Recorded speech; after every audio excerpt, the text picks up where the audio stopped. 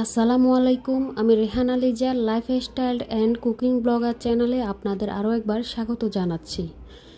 যেখানে আছেন সবাইকে অনেক অনেক ভালোবাসা ও শুভেচ্ছা জানিয়ে আজকের ভিডিওটি শুরু করছি। কাল যেহেতু শুক্রবার ছিল সেহেতু আমাদের বাসায়ও কিছু ভালো মন্দ রান্না হয়েছে, সেটারই কিছু ভিডিও আপনাদের সাথে শেয়ার করতে এসেছি। যেহেতু যেদিন ভিডিও শ্যুট করা হয় ওই দিন আর এডিটিং করে ভিডিও আপলোড দেওয়া আসলে সম্ভব হয়ে ওঠে না, সেই কারণে কালকের ভিডিওটা আজকে এডিট করে আপনাদের সাথে শেয়ার করতে এসেছি। আশা করছি সবাই ধৈর্য ধরে ভিডিওটি দেখবেন। এখানে প্রথমে আমি সরিষা, পেঁয়াজ, রসুন আর 3-4টা কাঁচামরিচ দিয়ে ব্লেন্ড করে নিয়েছি।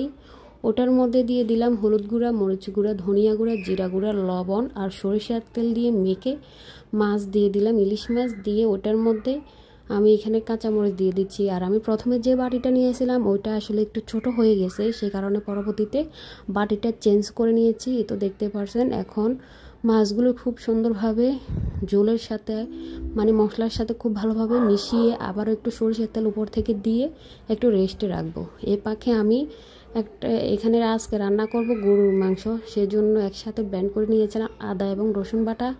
ওইখানে দিয়ে দিলাম লবণ, হলুদ গুঁড়া, জিরা গুঁড়া, ধনিয়া গুঁড়া, তারপরে দিয়েছিলাম গরম মশলা গুঁড়া, সরিষার তেল। আর আপনারা যারা আমার রেগুলার ভিডিও দেখেন তারা হয়তো বা জানেন আমার শ্বশুর যেহেতু কাঁচা মরিচ বা গুঁড়া মরিচ কোনো মরিচে খেতে পারে না, সেহেতু আমরা প্রথমেই মরিচ দিতে পারি না, লাস্ট ওনার জন্য কিছু পরিমাণ রেখে তারপরে আমরা আসলে মরিচটা দিই আমাদের জন্য। আর মরিচ ছাড়া তো আর আমরা খেতে পারি না, উনি যদিও বা খায়।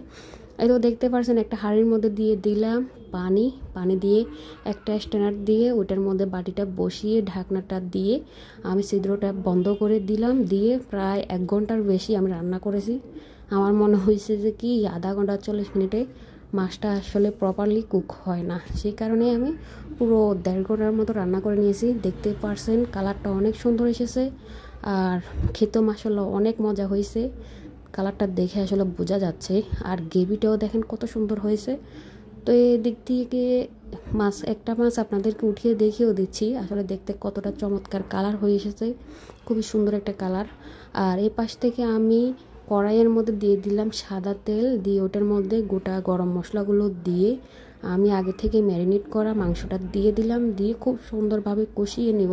এটা আসলে আপনাদেরকে আর বলা লাগবে না, কারণ আমার সকল আপুরাই রান্না কম বেশ সবাই পারেন, তারপরেও একটু দেখালাম আর কি। তো এতে মাংসটা কষিয়ে পাকে আমি আলু দিয়ে দিয়েছিলাম, ওইটার আপনাদের সাথে আসলে ক্যামেরা হয়তো এডিটিংয়ের সময় কাটা গিয়েছে। এরপরে কষানো হয়ে এলে এখন আমি দিয়ে দিলাম পানি দিয়ে আবারও সুন্দরভাবে নেড়ে ছেড়ে ঢাকনা দিয়ে দিব। গরুর মাংস রান্না হতে একটু তো টাইম নেই অন্যান্য মাংসের তুলনায়। এদিক থেকে আপনাদের থেকে বিদায় নিচ্ছি। আল্লাহ হাফেজ।